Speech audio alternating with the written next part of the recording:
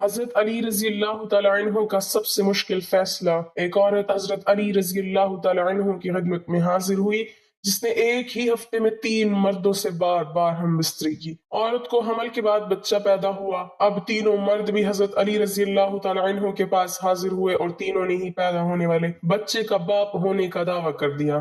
مشرکین ہنسنے لگے کہ آج علی سے فیصلہ نہ ہو پائے گا۔ بسم اللہ الرحمن الرحیم۔ شیر خدا حضرت سیدنا علی المرتضی رضی اللہ تعالی عنہ کی ذہانت اور انصاف پر مبنی فیصلے پورے عرب میں مشہور تھے، اسی لیے مسلمانوں کے علاوہ دیگر مذاہب کے لوگ بھی اپنے تصفیہ طلب مسائل کے حل کے لیے حضرت علی رضی اللہ تعالی عنہ سے رجوع کیا کرتے تھے۔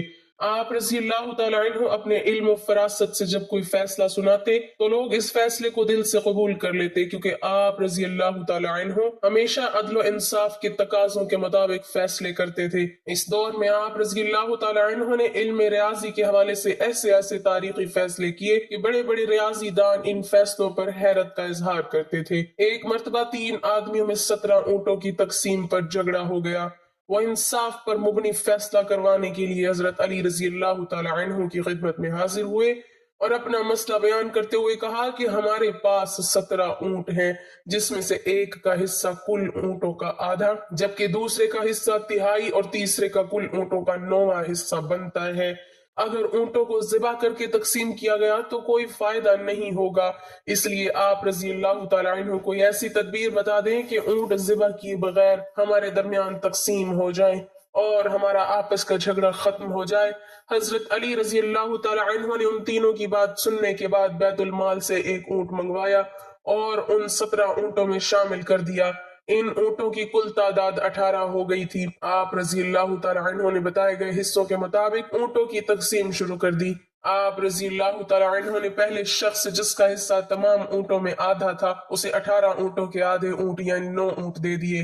اس کے بعد آپ رضی اللہ تعالی عنہ نے دوسرے شخص جس کا حصہ تہائی بنتا تھا اسے 18 اونٹوں کا تہائی یعنی 6 اونٹ دے دیے، اور پھر آخر میں آپ رضی اللہ تعالی عنہ نے تیسرے شخص جس کا حصہ کل اونٹوں میں سے 9واں بنتا تھا اسے 18 اونٹوں کا 9واں حصہ یعنی 2 اونٹ دے دیے۔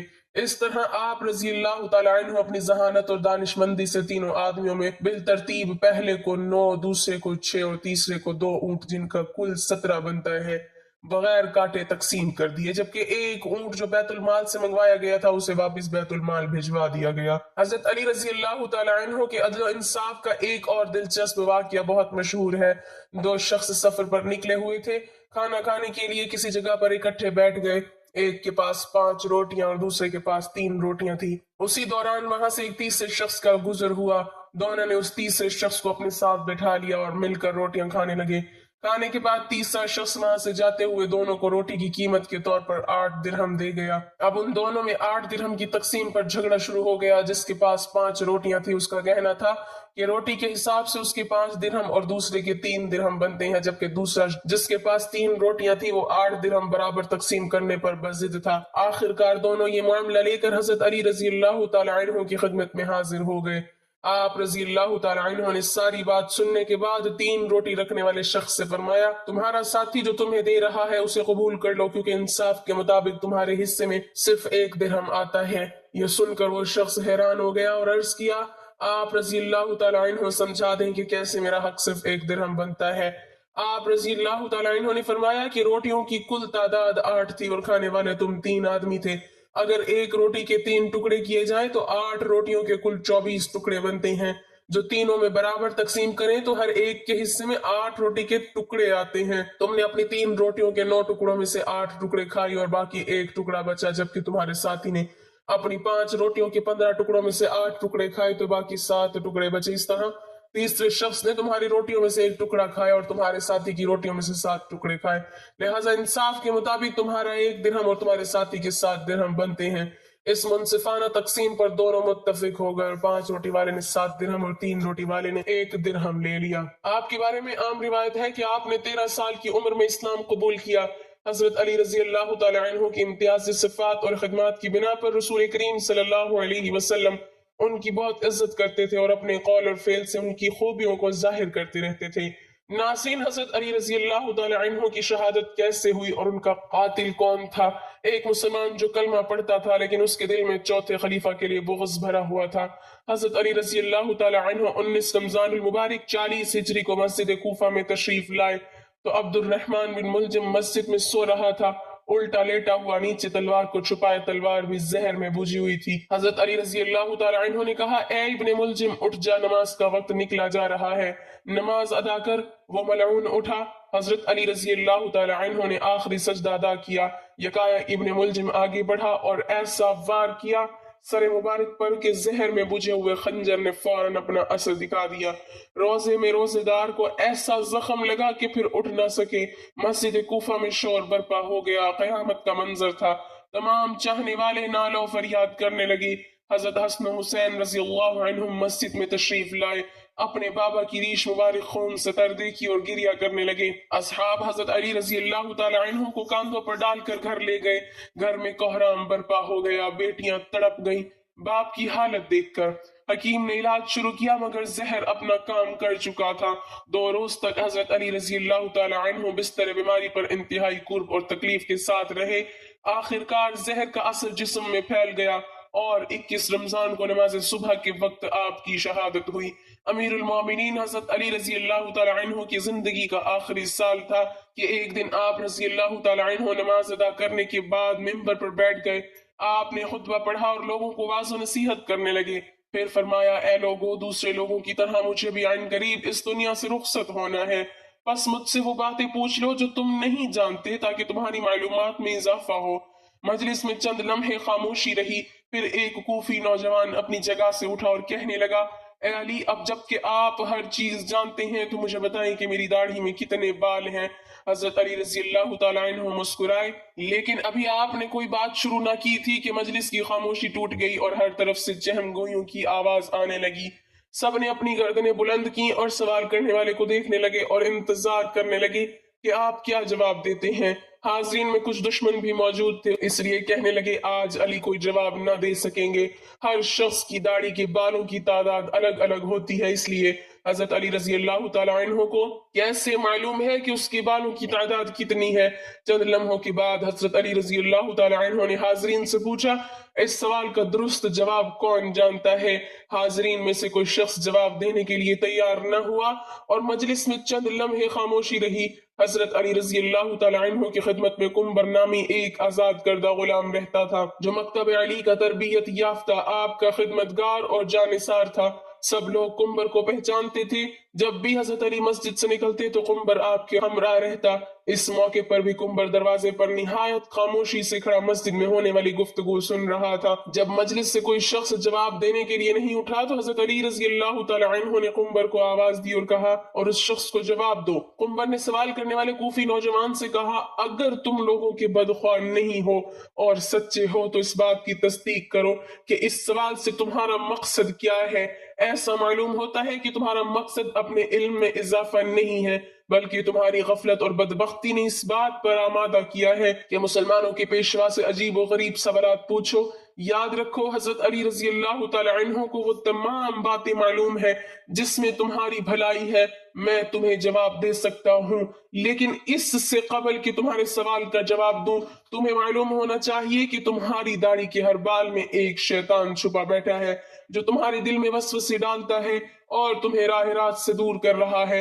हमारी रहनुमाई के लिए अल्लाह ताला की किताब मौजूद है जिसमें कोई कमी बेशी नहीं है, लेकिन अल्लाह ताला की किताब भी आसमान के सितारों, फरिश्तों और पैगंबरों की तादाद बयान नहीं करते, इसलिए कि कई चीजों का शुमार करना बेहासिल है जब तक कि इसमें फायदा ना हो। सवाल करने वाला अभी तक निहायत बेसब्र था, इसलिए कहने लगा, ए कुंबर, तूने वाज़ो नसीहत तो कर दी लेकिन मेरे सवाल का जवाब नहीं दिया।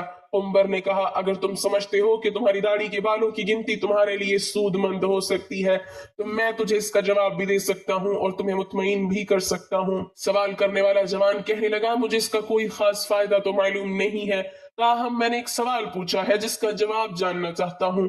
कुंबर ने कहा, मुझे भी इसमें कोई फायदा नजर नहीं आता, लेकिन ऐसे सवाल की हैसियत दूसरों का वक्त जाया करने और बच्चों के इफ्कार को गुमराह करने के अलावा कुछ नहीं है।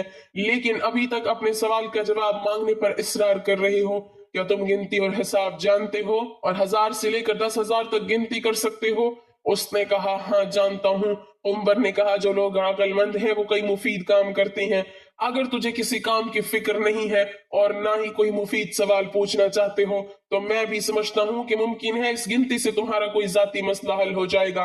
बहरहाल ये काम निहायत आसान है। तुम्हारी दाढ़ी काफी लंबी है, इसे कैंची से काट दो और अपने सामने रखो और बैठकर निहायत आराम से गिनती कर लो कि इसमें कितने बाल हैं। अगर अब भी राजी नहीं हो तो मुझे बताओ। मस्जिद में बैठे हुए लोग बहुत खुश हुए, कई चेहरों पर मुस्कुराहट छा गई और गुनगुनाहट शुरू हो गई। दोस्त और दुश्मन एक दूसरे को देखने लगे। दुश्मनों ने कहा, हम भी इस मौजू से गाफिल थे। उमर दुरुस्त कहता है। नादान दोस्त कहने लगे, वाकई अजीब सवाल और अजीब जवाब था। यही वजह थी कि हजरत अली रजी अल्लाह तआला अन्हु ने इसके जवाब के लिए अपने गुलाम को हुक्म दिया। सवाल पूछने वाले ने शर्मिंदगी से कहा, ए कुंबर, तूने दुरुस्त कहा है और मुझे गफलत के ख्वाब से बेदार कर दिया है और राह रास्त पर ले आया है। अब मैं अपनी दाढ़ी के बालों की गिनती मालूम नहीं करना चाहता। पहले तो मैं भी खुश था कि अजीब सवाल पूछ रहा हूँ, लेकिन अब समझ गया हूँ कि कोई अजीब और बेहासिल मसला पूछना हुनरमंदी नहीं है।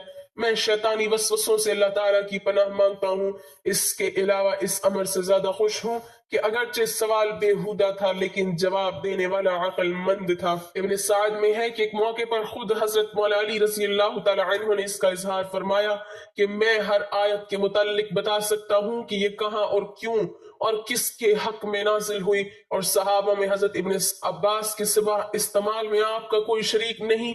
चुनाचे इन तमाम तफासीर में फन का मदार रिवायतों पर है। मसलन इब्न जजीर तिबरी, इब्न अबी हातिम और इब्न कसीर वगैरह में बकसरत आपकी रिवायत से आयात की तफसीरें मकतूल हैं। इब्न साद में है कि आपने हुजूर सल्लल्लाहु अलैहि वसल्लम की वफात के 6 महीने तक जो गोशा नशीनी इख्तियार की उसमें आपने कुरान मजीद की तमाम सूरतों को नुज़ूल की तरतीब से मुरत्तिब किया था। इब्न नदीब ने किताबुल फहरिस्त में सूरतों की इस तरतीब को नकल किया है। जनाब हजरत अली मुर्तजा रज़ी अल्लाह तआला अन्हु ने बचपन से लेकर वफात नबी सल्लल्लाहु अलैहि वसल्लम तक 30 साल हुजूर सल्लल्लाहु अलैहि वसल्लम की खिदमत और रफाकत में बसर किए। इसलिए आप इस्लाम के अहकाम और फराइज और इरशादात नबवी के बहुत बड़े आलिम थे। फिर तमाम सहाबा में वफात नबवी के बाद सबसे ज्यादा आपने उम्र पाई। हजरत सल्लल्लाहु अलैहि वसल्लम के बाद तकरीबन 30 बरस तक इरशादात और इफादात की मसनद पर जलवा कर रही मुश्किल से मुश्किल और पेचीदा से पेचीदा मसाइल तह तक आपकी नुक्ता नजर आसानी से पहुंच जाती थी। यमन में आपने 2 अजीब व गरीब मुकदमात का फैसला किया। यमन नया नया मुसलमान हुआ था, पुरानी बातें भी ताजा थी। एक दफा एक औरत नौमलूद बच्चे को लेकर हमरा 3 मर्दों की हजरत मौला अली रज़ी अल्लाह तआला अन्हु की बारगाह में पेश हुई। उन तीनों मर्दों का ये दावा था कि औरत के हाथ में जो बच्चा है वो मेरा है। हजरत मौला अली रज़ी अल्लाह तआला अन्हु ने उस औरत से फरमाया कि क्या तुम बता सकती हो कि ये बच्चा किसका है? उस औरत ने कहा, या अली, मैं किस तरह बता सकती हूँ, मैं ये इकरार नहीं कर सकती। मैंने इन तीनों मर्दों के साथ हम बिस्तरी की है, मुझे नहीं पता कि ये किसका हमल ठहरा है, ये बच्चा किस मर्द का है। मैं आपसे अर्ज करती हूँ कि आप मेरी इस गलती को माफ कर दें। पास बैठे सब लोग सख्ते में आ गए और कहने लगे कि आज तो अली भी फैसला न कर पाएंगे। फिर हजरत अली रज़ी अल्लाह तआला अन्हु ने पूछा, तुम तीनों में से इस औरत का शौहर कौन है? उन तीनों मर्दों में से एक मर्द ने हाथ खड़ा किया तो आप रज़ी अल्लाह तआला अन्हु ने फरमाया कि क्या तुम हल्फन कह सकते हो कि ये बच्चा तुम्हारे नुत्फे से बना है? शौहर ने हजरत अली रज़ी अल्लाह तआला अन्हु से अर्ज किया, नहीं हुजूर, मैं अपनी बीवी की बदकारी देखकर कभी भी यकीन से नहीं कह सकता कि ये बच्चा मेरा है या फिर किसी और का है। वहां बहुत से लोग बैठे हुए थे, वो इस बात को सोच रहे थे कि बहुत ही पेचीदा मसला है, इसका हल किस तरह से होगा। वहां मुशरिकीन भी बेशुमार जमा थे। मुशरिकीन कहने लगे कि आज हजरत अली रज़ी अल्लाह तआला अन्हु कोई फैसला नहीं कर पाएंगे। हजरत अली रज़ी अल्लाह तआला अन्हु कुछ देर तक चुप रहे। इसके बाद हजरत अली ने कुरा डाला और फरमाया कि अब मैं कुरा डालता हूँ, जिसके नाम पर कुरा निकलेगा बच्चा उसी का होगा। हजरत अली रज़ी अल्लाह तआला अन्हु ने 3 टुकड़े कागज के लिए और तीनों पर एक एक मर्द का नाम लिख दिया। फिर उसको छुपा कर सामने किया गया। ऐसा कई बार किया गया, जब भी कुरा निकलता तो एक ही मर्द का नाम निकलता। उस मर्द को उस लड़के का बाप तस्वुर किया गया। लड़के को गुलाम समझकर उसकी कीमत लगाई गई और कीमत के 3 हिस्से किए गए। जिसके हिस्से में कुरा निकला था उस शख्स से उस कीमत के 2 हिस्से वसूल करके बाकी दोनों मर्दों को दे दिए गए। जब ये बात हजरत मोहम्मद सल्लल्लाहु अलैहि वसल्लम तक पहुंची تو حضرت محمد صلی اللہ علیہ وسلم نے بھی فرمایا کہ اگر یہ مسئلہ میرے پاس آتا تو میں بھی اس مسئلے کا حل اسی طرح کرتا جس طرح حضرت علی رضی اللہ تعالی عنہ نے کیا ہے۔ اللہ تعالی ہمیں دین کی مکمل سمجھ نصیب فرمائے اور ہمیں نیکوکاروں میں شامل کرے، آمین۔ ناظرین، کمنٹ باکس میں اللہ تعالیٰ کے 99 ناموں میں سے ایک کا نام ضرور ٹائپ کریں۔